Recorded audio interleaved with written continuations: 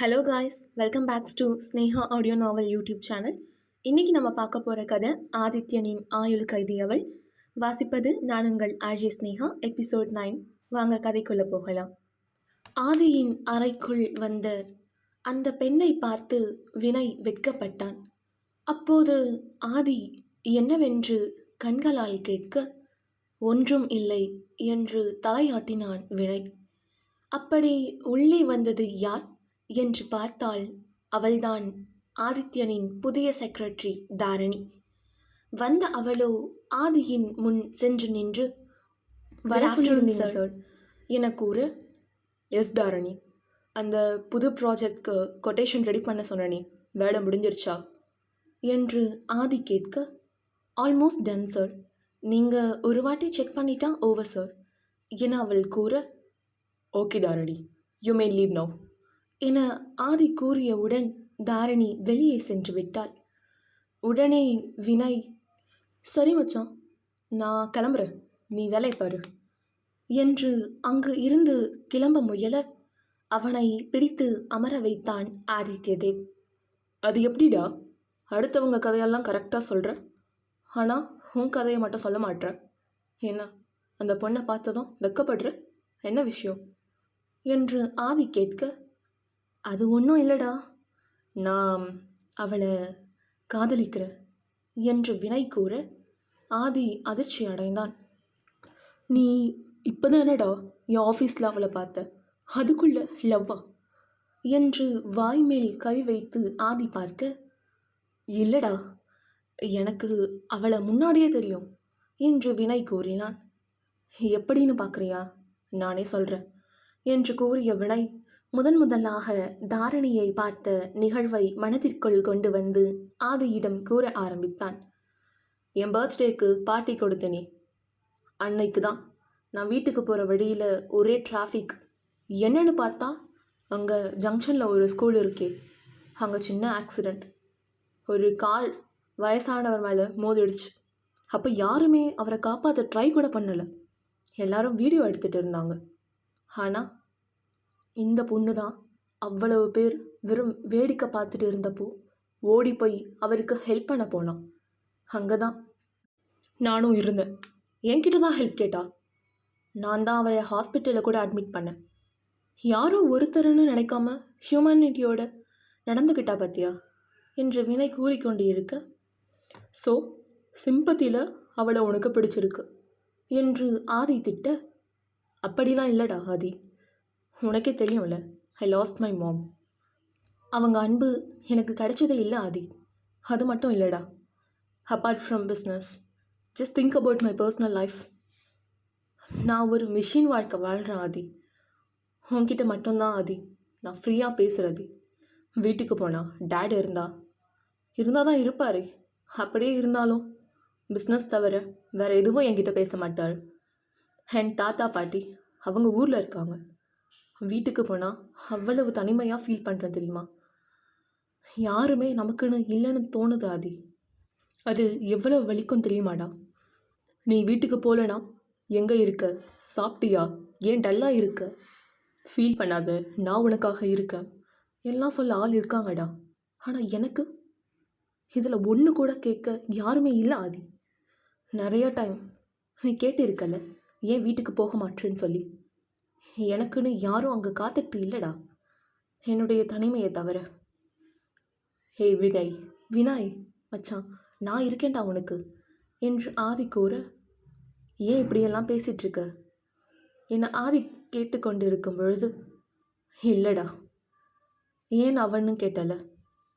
அன்னைக்கு அவருக்கு ஹெல்ப் பண்ண போனப்போ காரில் இருந்த கிளாஸை உடைக்க வேண்டியது இருந்தது. அப்போது என் கையை யூஸ் பண்ணி தான் அதை உடைச்சேன். அந்த கிளாஸ் பீஸ் எல்லாம் என் கையில் பட்டுடுச்சு. எனக்கு பிளட் கூட வந்தது தெரியுமா. ஹாஸ்பிட்டலில் அவரை சேர்த்ததுக்கப்புறம் நான் வெளியே வந்துட்டேன். அப்போ அவள் மேலே இருந்து ஓடி வந்தான். Sir 1 minute, thank you so much for your help sir. இந்த காலத்தில் ஹியூமனிட்டின்ற விஷயத்தையே பார்க்க முடியறதில்ல. ஆனால் நீங்கள் நான் கேட்ட உடனே வந்து ஹெல்ப் பண்ணீங்க பார்த்தீங்களா, ரொம்ப தேங்க்ஸ் சார் என கூறிய தாரணி கை கொடுக்கும் விதமாக கை நீட்ட அப்பொழுதுதான் வினயின் கைகளில் இருந்து வந்த இரத்தத்தை கண்டு கலங்கியவளாக, சார், இவ்வளோ ரத்தம் வருது, சொல்லவே இல்லை. இது எல்லாம் என்னால் தானே. I'm really sorry sir. வாங்க, நம்ம டாக்டர்கிட்ட போகலாம் என தாரணி அவனை அழைக்க, அதெல்லாம் வேணாம், நானே பார்த்துக்கிறேன், நீங்கள் போய் அவரை கவனிங்க என்று வினய் சொல்ல, தன்னுடைய கைகளை பார்த்த தாரணியின் விழிகள் கண்ணீரை சிந்த ஆரம்பித்தது. அவளுடைய கண்ணீர் துளிகள் வினயின் கையில் பட்டது. அப்போது அவளை ஏறிட்டு பார்த்த வினய் அவள் அழுவதை பார்த்தான். ஏன் அழுறீங்க என அவன் கேட்க, என்னால் தானே உங்களுக்கு இவ்வளோ கஷ்டம், ரொம்ப வலிக்கும்ல என்று தாரணி கூற, வினய்க்கு அவள் கூறிய எதுவும் ஏறவில்லை.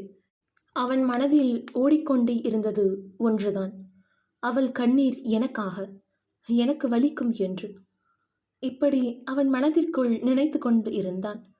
அப்பொழுது தாரணியோ, வாங்க நம்ம போய் டாக்டரை பார்த்துட்டு வந்துடலாம் என அவனை அழைத்து சென்று மருத்துவரிடம் காட்டிய பிறகே அவனை விட்டாள். அதுவரை அவளுடைய கண்களில் இருந்து வந்த கண்ணீர் நிற்கவே இல்லை. அவை அனைத்தையும் பார்த்து கொண்டிருந்தான் வினய். இதுக்கப்புறம் ஒன்றும் ஆகாது, ரொம்ப ரொம்ப நன்றி சார், எனக்கு ஹெல்ப் பண்ணதுக்கு.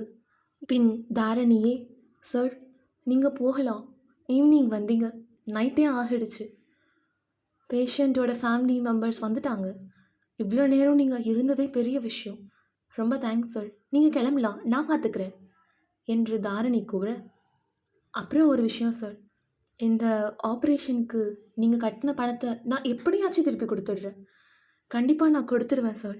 என்னால் ஒரே டைமில் கொடுக்க முடியாது, பட் சீக்கிரமாக நான் ரிட்டர்ன் பண்ணிவிடுவேன், எனக்கு வேலை கூட கிடச்சிருச்சு, கண்டிப்பாக அந்த சேலரி வந்ததும் உங்களுக்கு நான் கொடுத்துருவேன் சார் என்று அவள் கூறிக்கொண்டே செல்ல, நோ நீட் தாரணி, பரவாயில்ல, இருக்கட்டும், மோரோவர் இது ஒரு சின்ன ஹெல்ப் தானே, அவர் உங்களுக்கு வேண்டியவர் கூட கிடையாது, அண்ட் இது என்னுடைய ஹாஸ்பிட்டல் தான் என்று வினய் கூறியவுடன், விளையாடாதீங்க சார், வேண்டானா வேண்டான்னு சொல்லுங்கள், அதை விட்டுட்டு கிண்டல் பண்ணுறதுக்கு தான் இப்படிலாம் சொல்கிறீங்களா, நான் கண்டுபிடிச்சிட்டேனே என்று, இந்த ஹாஸ்பிட்டலே என்னுடையது தான் சொன்னால் நான் நம்பிட வேணாம் என்று அவன் கிண்டல் செய்கிறான் என்று நினைத்து கூற, அவளை பார்த்த வினயோ, இவ நான் என்ன சொன்னாலும் நம்ப மாட்டா போலையே என்று மனதிற்குள் நினைத்தவன், வெளியிலோ, எப்படிங்க இப்படி கரெக்டாக கண்டுபிடிச்சிங்க என்று கேட்க, இதுக்கே இப்படி ஷாக் ஆனால் எப்படி சார்,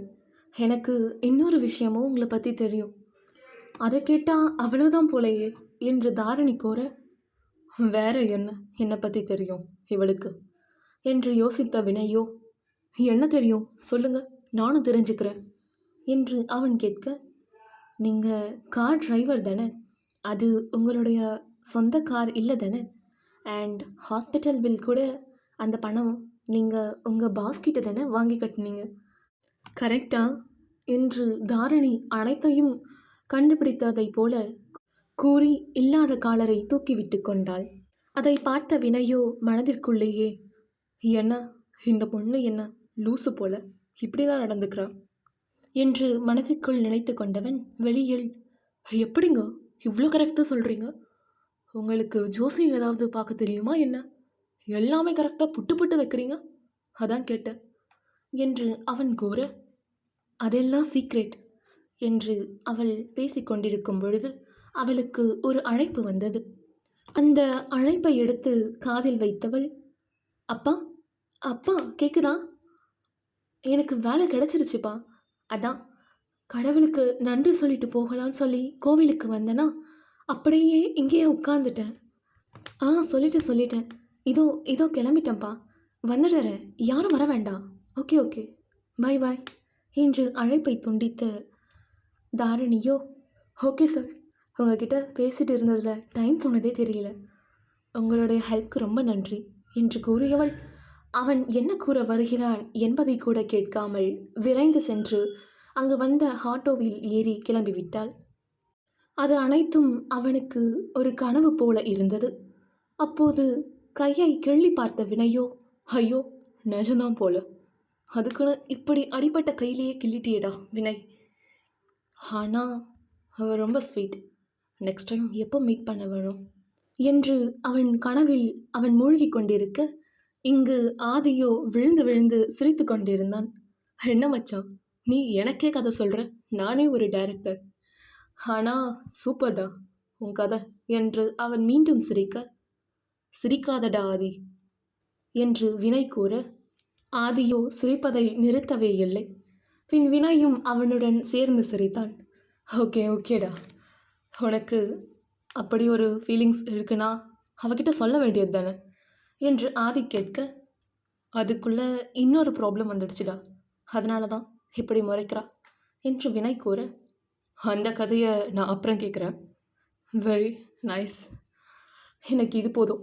ஆனால் இப்போலாம் இது மாதிரி தான் நிறைய பேர் பணத்துக்காக காதலிக்கிற மாதிரி ஏமாத்துறாங்க வினய். நீ என்னுடைய ஃப்ரெண்ட், உன்னை யாரும் அப்படி ஏமாத்த நான் விட மாட்டேன், அதான் சொல்கிறேன் என்று ஆதி கூற, என்னுடைய தாரணி அப்படி கிடையாது ஆதி. அண்ட் நீ சொன்னியே பணத்துக்காக ஏமாத்துறாங்கன்னு சொல்லி, அதுதான் மேக்னா. மதுரா உன்னை பணத்துக்காக கல்யாணம் பண்ணிக்கலாம் ஆதி. அவள் இன்னும் உன் கூட இருக்கானா, it's all because of love and trust. அதை புரிஞ்சுக்கோ மச்சான். அவளுடைய நம்பிக்கையை உடைச்சிடாத ஆதி. நான் போகிறேன். அப்புறம் ஒன்று ஆதி, நான் இப்போ சொல்கிறது உனக்கு விளையாட்டாக இருக்கலாம், ஆனால் நீ ஒரு வாட்டி யோசிச்சு பாரு. எனக்கு எப்படி கடவுள் தாரணியா என் லைஃப்பில் கொண்டு வந்தாரோ அந்த மாதிரி தான் மதுராவை உனக்கு கொடுத்துருக்காரு. நீ தேவையில்லாமல் உனக்கு கிடைச்ச லைஃப்பை வேஸ்ட் பண்ணிடாத மச்சான். மேக்னாவை தேடி போகாதடா, அவள் உன் பாஸ்ட் என்று வினய் கூற, மச்சான் மேக்னா பற்றி தெரிஞ்சுமா இப்படி பேசுகிற? எனக்காக அவள் உயிரை விட கூட தயாராக இருந்தாடா. மேக்னாவை கண்டிப்பாக இந்த மேரேஜில் இருந்து போயிருக்க மாட்டா. எதனா நடந்திருக்கும், அதை நான் கண்டுபிடிப்பேன்டா, கண்டிப்பாக நான் கண்டுபிடிப்பேன் என்று ஆதி கூற, அவளை பற்றி தெரிஞ்சதுனால தான் ஆதி நான் இவ்வளோ பேசிகிட்டு இருக்கேன். இதுக்கு அப்புறம் ஒன்றும் சொல்கிறதுக்கு இல்லை. உன் மனசாட்சியை கேட்டுப்பாரு. உன்னை விட்டு போனவளுக்காக ஃபீல் பண்ணுறியே, அவள் முக்கியமா இல்லை உனக்காக இப்போது உன் கூடவே இருக்க மதுரா முக்கியமா சொல்லி? அவ்வளோதான் சொல்ல முடியும் Aadhi. Just try to change yourself for Madhura Aadhi. ஓகேடா, பாய், பார்த்துக்கோ மச்சான் என்று கூறிவிட்டு வினய் கிளம்பி விட்டான். வினய் சென்றவுடன் தன்னுடைய பிஏ ரிஷபை அழைத்த ஆதியோ அவன் உள்ளே வந்தவுடன், ரிஷப், எனக்கு மேக்னா பற்றி டீட்டெயில்ஸ் வேணும். அவள் எங்கே போனா, என்ன பண்ணிட்டு இருக்கா, எல்லாம் எனக்கு வேணும். எப்படி கல்யாண மண்டபத்தில் இருந்து வெளியே போனானோ எனக்கு தெரியணும். எனக்கு இந்த டீட்டெயில்ஸ் எல்லாமே சீக்கிரம் என் முன்னாடி இருக்கணும். ரெடி பண்ணி வை. நான் லஞ்சுக்கு வீட்டுக்கு போயிட்டு வரேன். மற்ற மீட்டிங் எல்லாம் நாளைக்கு போஸ்ட்போன் பண்ணிடலாம் என்று ஆதி கூறிவிட்டு அவனுடைய ஆஃபீஸிலிருந்து கிளம்பினான். ஆதியின் கார் அவனுடைய வீட்டு வாசலில் வந்து நின்றவுடன் இறங்கிய ஆதியோ வேகமாக உள்ளே வந்து அவனுடைய அறைக்குள் சென்று விட்டான். பிறகு ஃப்ரெஷ்அப் ஆகிவிட்டு டிஷர்ட் ஷார்ட்ஸ் சங்கீதம் கீழே வந்த ஆதியோ, மாம், எனக்கு ரொம்ப பசிக்குது, சீக்கிரம் ஃபுட் எடுத்து வைங்க என்று கேட்க, இதோ வந்துட்டேன்டா என்று கூறிய மாதவி, என்ன ஆதி, நிறைய வேலையா இன்னைக்கு? அப்பாவை வேணா பார்த்துக்க சொல்லட்டுமா? எப்படி களைச்சி போயிட்ட பாரு என்று கூற, அதெல்லாம் ஒன்றும் இல்லை மாம் என்று அவர்கள் பேசிக்கொண்டிருக்கும் பொழுது அங்கு மதுரா வந்தாள். அதை ஷோபாவில் அமர்ந்து கொண்டிருந்த பாட்டியோ மதுராவை பார்த்துவிட்டு, மாதவி, அந்த கண்ணாடியை நான் எங்கே வச்சேன்னு தெரியல, கொஞ்சம் வந்து எடுத்துக்கொடு என்று கூற, மாதவியோ, அத்தை, நான் இங்கே ஆதிக்கு சாப்பாடு பரிமாறிட்டு இருக்கேன், வந்து எடுத்து தரேனே என்று சொல்ல, இங்கே பாரு மதுரா, போ, போய் ஆதிக்கு சாப்பாடு பரிமாறு, மதுராவை அனுப்புகிறேன், நீ வா மாதவி என்று அவர் அழைக்க, பாட்டியை மனதிற்குள்ளேயே திட்டிய மாதவியோ, வர அத்தை, நீ சாப்பிட்டு ஆதி, மதுரா வந்து உனக்கு பரிமாறுவா என்று கூறிவிட்டு அவர் செல்ல, அங்கே நின்று கொண்டிருந்த மதுராவை பார்த்த பாட்டியோ, உன் பேர் தானே மதுரா, உன்னை போய் ஆதிக்கு சாப்பாடு எடுத்து வைக்க சொன்னேன், இங்கே நின்று வேடிக்கை பார்த்துட்டு இருக்க, போ, போய் வேலையை செய் என்று அவர் திட்டியவுடன் மதுராவும் அமைதியாக டைனிங் ஹாலுக்கு சென்றாள். அங்கு ஆதி உணவு உண்டு கொண்டிருந்தான். அவன் அருகில் சென்று நின்ற மதுரா அவனிடம், வேற ஏதாவது வைக்கட்டுமா ஆதி என்று கேட்க, அவளை ஒரு நிமிடம் கண்கள் சுருக்கி பார்த்த ஆதி, நேத்து தானே உனக்கு நான் அத்தனை வாட்டி சொன்னேன் ஆதின்னு கூப்பிடாதன்னு. ஆனால் மேடம் காலையிலிருந்து எனக்கு பேர் வச்ச மாதிரி ஆதி ஆதின்னு கூப்பிட்டு இருக்க என்று அவன் கேட்க, தைரியம் வரப்பெற்றவளாக மதுராவோ, நீங்கள் மட்டும் மதுரையாள் அப்படின்ற என் பேரை சுருக்கி மதுரான்னு கூப்பிடுறீங்க, அப்போ நான் மட்டும் ஆதித்ய தேவ் அப்படின்ற பேரை சுருக்கி ஆதின்னு கூப்பிட்டா தப்பா என்று அவள் கேட்க, வாய்டி வாய், நேற்று கொடுத்ததெல்லாம் உனக்கு பத்தாது, திருப்பி என்கிட்ட வாங்கணும்னு இருக்கு போல, என்ன திருப்பி தரட்டுமா என்று ஆதி கேட்க, அடியே மது சும்மா இருடி, இவன் கோபத்தை நீயே அதிகமாக்கிட்டு இருக்க, காலையில் டீ கொட்டினது வேற இவனுக்கு ஞாபகம் வந்துருச்சுனா அவ்வளவுதான் என்று யோசித்த மதுரா, இல்லை ஆதி என்று நாக்கை கடித்து கொண்டவள், இல்லை இனி அப்படி நான் கூப்பிட மாட்டேன், உங்களுக்கு பிடிக்கலன்னு சொல்லிட்டீங்கல்ல, இனி நான் கூப்பிடவே மாட்டேன் என்று சமாளித்தாள். அதை பார்த்த ஆதி மீண்டும் சாப்பாட்டில் கவனம் செலுத்தினான். அப்படி அமைதியாக சாப்பிட்டு கொண்டிருக்கும் பொழுது அவனுக்குள் வினை கூறியது மீண்டும் மீண்டும் நினைவில் வந்தது. வினை சொன்னபடி பார்த்தா மதுரா எனக்கானவளா? அதனால தானே கடவுள் மேக்னாவை என்கிட்ட இருந்து பிரித்து மதுராவை என் லைஃப்பில் கொண்டு வந்தாரா? நான் தான் இவளை ரொம்ப கஷ்டப்படுத்துகிறேனா? அப்போ எனக்கு மதுரா தானா என்று ஆதி மதுராவை பற்றி யோசித்து கொண்டிருந்தான். அப்படி தான் இருக்கும் போல, எதுவும் ரீசன்ஸ் இல்லாமல் நடக்காதல்ல.